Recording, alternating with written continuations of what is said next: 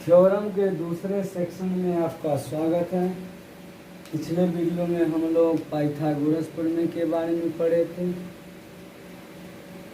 इस वीडियो में हम लोग जानेंगे समरूप त्रिभुज का क्षेत्रफल क्या होता है और समरूप त्रिभुज का शीर्षलंब क्या होता है। याद रखना है, यह थ्योरम का स्टेटमेंट है। सिद्ध करें कि समबाहु त्रिभुज का शीर्षलंब √3/2a होता है तथा समबाहु त्रिभुज का क्षेत्रफल √3/4a²। तो हम लोग इसे अब प्रूव करना चाहते हैं। तो कैसे प्रूव करें? तो आप जानते हैं समबाहु त्रिभुज का प्रत्येक भुजा बराबर होता है। तो जो समबाहु त्रिभुज का प्रत्येक भुजा बराबर होता है, इसका भावार्थ यह हुआ कि प्रत्येक कोण भी बराबर होगा। यहाँ पे आप प्रूव के लिए 4 स्टेपों से गुजरेंगे, दिया है। तो यहाँ पे लिखोगे त्रिभुज ABC एक क्या है? समबाहु त्रिभुज है, जिसमें AB बराबर BC बराबर AC बराबर A है। सिद्ध क्या करना है? तो सिद्ध यहाँ पे आप 2 स्टेप को करोगे। पहला, समबाहु त्रिभुज का क्षेत्रफल, समबाहु त्रिभुज का शीर्षलंब √3/2a, और दूसरा समबाहु त्रिभुज का क्षेत्रफल।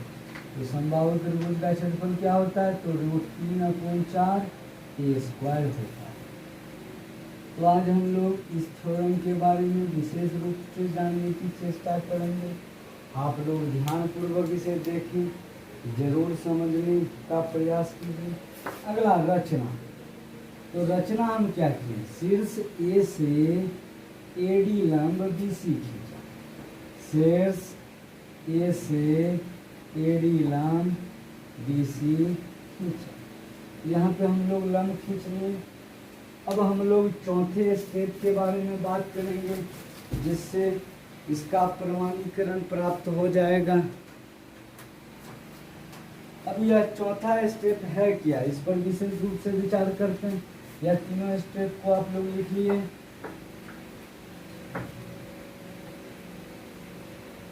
अब हुआ, पंखा बंद कर दो।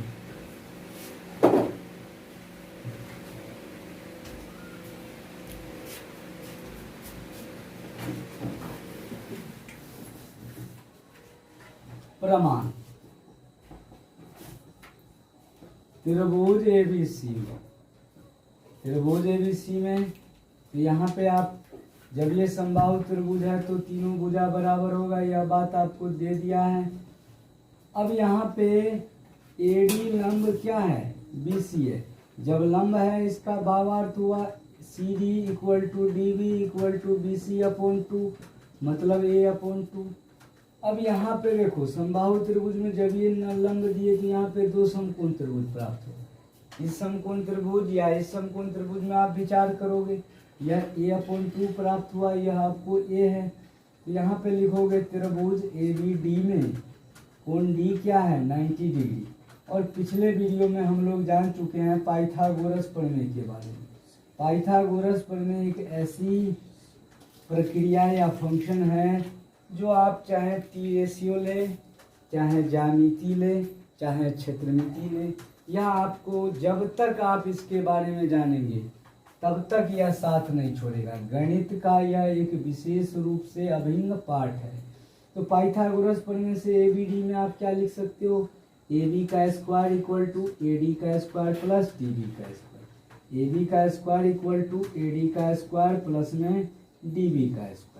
तो यहाँ पे आप देखिए, जो AB का वैल्यू तो आपको दे दिया है, AB का वैल्यू आप A लिखें, AD का वैल्यू नहीं दिया हुआ है। अब DB का वैल्यू A/2 है, E प्लस में तो इधर आएगा तो माइनस में। AD² = आप क्या लिख सकते हैं? A² - A²/4।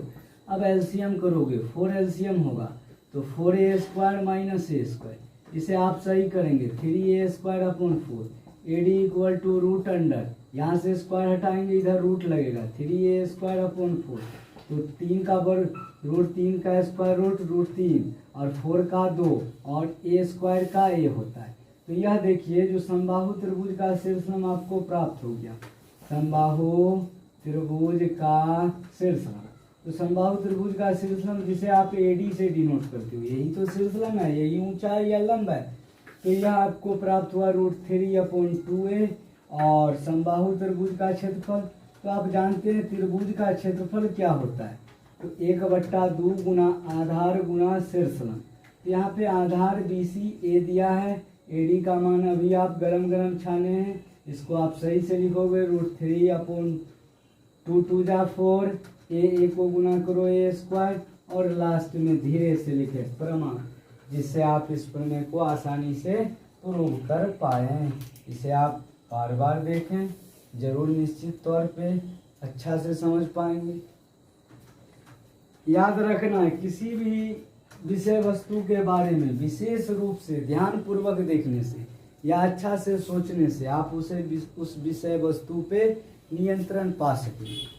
विद्यार्थियों का सबसे प्रथम कर्तव्य होता है विभिन्न प्रकार के कार्यों को देखना, बार बार उसे दोहराना, जिससे उस बात को वह अच्छे से अच्छे ढंगों से समझ सकता है। विद्यार्थियों को सफल होने के लिए सबसे पहला बात यह है उसके अंदर की सजगता, दूसरा बात है उसकी प्रतिबद्धता और तीसरी बात है उसका लगन भाव और चौथा बात जो हमारे द्वारा या कोई अच्छे से अच्छे शिक्षकों के द्वारा जो दिया जाता है विद्यार्थियों को मार्गदर्शन। यह मार्गदर्शन आपको उस सीढ़ियों तक पहुंचाता है जहां तक आप कल्पना भी नहीं करते हैं। बस आपका लगन, सजगता, प्रतिबद्धता आपको मजबूत बनाएगा। विभिन्न प्रकार के बातों को आप आसानी से समझ पाओगे, बस बार बार आप इसे देखते रहें। आज के अंक में इतना ही, फिर दूसरे वीडियो में नेक्स्ट प्रूफ के साथ मिलेंगे। तब तक के लिए धन्यवाद।